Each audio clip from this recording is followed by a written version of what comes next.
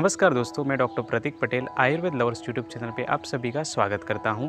आयुर्वेद में हृदय के बारे में क्या वर्णन बताया है, हृदय रोग के क्या बेसिक कारण बताए हैं, हृदय रोग के सामान्य लक्षण क्या बताए हैं और हृदय की रक्षा करने के लिए आयुर्वेद में क्या बताए गए हैं, उसके ऊपर हम आज वीडियो लेकर आए हैं। तो वीडियो को अंत तक जरूर देखें। आयुर्वेद में हृदय को त्रिमर्म में से एक माना है। त्रिमर्म में हृदय, बस्ती और शीर आता है। हृदय चेस्ट रीजन में आता है और इसीलिए आयुर्वेद में उसे उरोमर्म माना है और उसे सद्य प्राणहर माना है, यानी उसमें जो आघात लग जाए तो तुरंत जान जा सकती है, ऐसा वाइटल पॉइंट माना है। हृदय को रक्त के प्रसाद भाग और कफ से निर्मित माना है और उसे मातृज भाव माना है। हृदय को चेतना स्थान माना है। हृदय में साधक पित्त, अवलंबक कफ, व्यान वायु का स्थान माना है।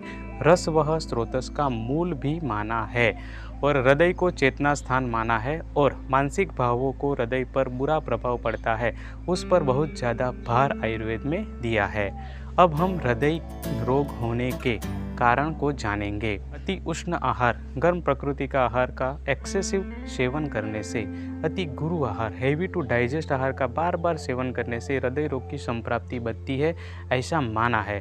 कसेले रस का सेवन, कड़वे रस के आहार का सेवन बहुत ज़्यादा मात्रा में करने से वायु की वृद्धि होकर हृदय रोग होता है, ऐसा आयुर्वेद में बताया है।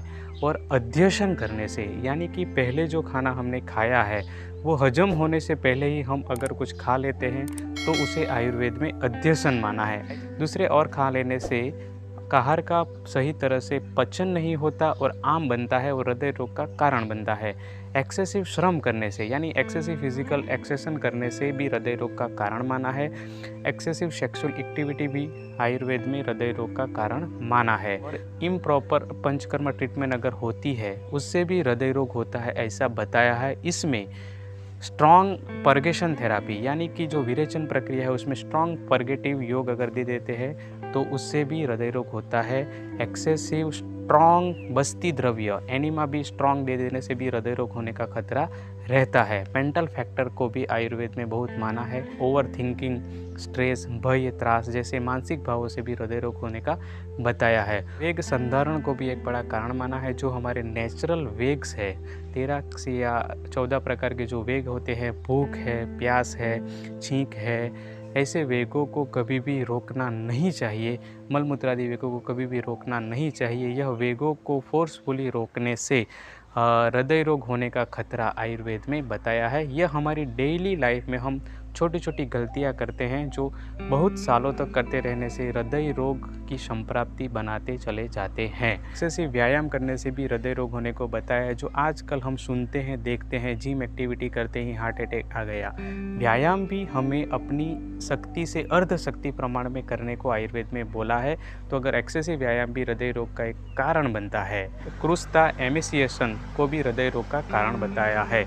यह सब कारणों के सेवन करने से आयुर्वेद में 5 प्रकार के हृदय रोग बताए हैं: वातज, पित्तज, कफज, सन्निपातज और क्रूमिज। आज के जो हृदय रोग के टाइप्स है, यह आयुर्वेदिक डॉक्टर यह सब टाइप्स में उसको दोषानुसार इंक्लूड करते हैं और उसके हिसाब से ट्रीटमेंट करते हैं। इसीलिए हृदय रोग है, इसीलिए जो अर्जुन की प्रिपरेशन है उसका ही सेवन करना उचित नहीं है। आपको हृदय की कोई भी तकलीफ है तो नज़दीकी आयुर्वेद डॉक्टर से मिलके दोषानुसार उसकी चिकित्सा करवाए। अर्जुन आरिष्ट, अर्जुन टैबलेट, अर्जुन क्षीरपाक ऐसी औषधि पेपर में पढ़ के, न्यूज़पेपर में देख के अपने आप कभी भी इस्तेमाल नहीं करें। आयुर्वेद में वातज हृदय रोग में mitral valve stenosis, mitral valve regurgitation, aortic stenosis, tachycardia, premature ventricular contraction जैसी कंडीशन को वातज के तहत आयुर्वेदिक डॉक्टर लेते हैं। पीतज हृदय रोग में एंडोकार्डाइटिस, मायोकार्डाइटिस, पेरिकार्डाइटिस जैसी कंडीशन को पीतज के तहत लेते हैं। कफज हृदय रोग में ischaemic heart disease, atherosclerosis, bradycardia, diabetic cardiomyopathy जैसी कंडीशन को कफज के तहत लेते हैं। कंजेस्टिव कार्डियक फेलर को भी कफज हृदय रोग के तहत लेकर उसकी ट्रीटमेंट करते हैं। आयुर्वेद में हृदय रोग के सामान्य लक्षण बताए हैं। वेवणियम, मूर्छा, ज्वर, कास, हिक्का, श्वास, आस्य, वैरस्य, तृषा, प्रमोहो, छर्दी, कफोत, क्लेशो, रुजो, अरुचिश्च, हृदरोगजाश्चो विविधस तथा अन्य। इसमें वेमणीय यानी डिस्कलरेशन, मूर्छा यानी कि सिंकॉप, लॉस ऑफ कॉन्शियसनेस, ज्वर यानी कि फीवर जैसे लक्षण देखने को मिलते हैं। कफिंग होते हैं, हिक्कप होती है, मुंह का स्वाद बिगड़ जाता है, अधिक प्यास लगती है, वॉमिटिंग होती है, खाने पे मन नहीं लगता, डिस्निया और एक्सरेशन, सांस बढ़ती है, सांस फूलती है। ऐसे लक्षण आयुर्वेद में भी बताए हैं। भ्रम होता है, कन्फ्यूजन होता है, ऐसे लक्षण आयुर्वेद में बेसिक लक्षण हृदय रोग के बताए हैं। जो आज के चेस्ट पेन है, सांस फूलना है, ब्रेथलेसनेस है, उसके साथ यह लक्षण आयुर्वेद के हजारों साल पूर्व हार्ट डिसीज के बताए गए हैं। आयुर्वेद में हृदय की रक्षा करने के लिए चरक संहिता में एक सुंदर श्लोक बताया है।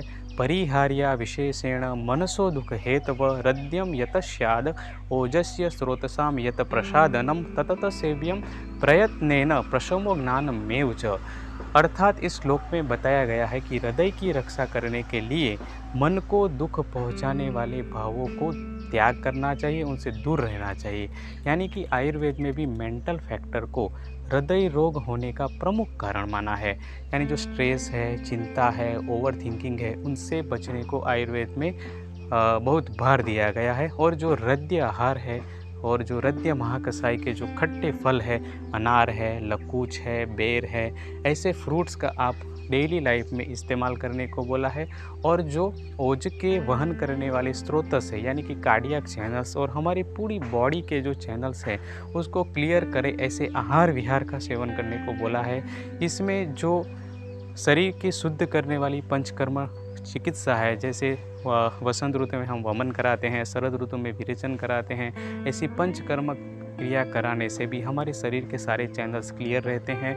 और ऐसे आहार विहार जो अभिसंधि है, दही है, इसका एक्सेसिव सेवन न करने से, दीवास्वा वगैरह से दूर रहने से, यानी कि दिन में सोने से भी ये चैनल ब्लॉक रहती है, इसीलिए ऐसे क्रियाओं से दूर रहने से हमारे चैनल खुले रहते हैं।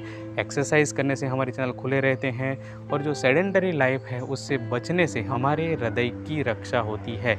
ऐसे आयुर्वेद में बहुत ही सुंदर तरीके से बताया गया है। आपको यह हृदय रोग के बारे में, हृदय की रक्षा करने के उपाय के बारे में हमारी जानकारी अच्छी लगी हो तो उसे लाइक शेयर जरूर करें और हमारी चैनल को जरूर सब्सक्राइब करें।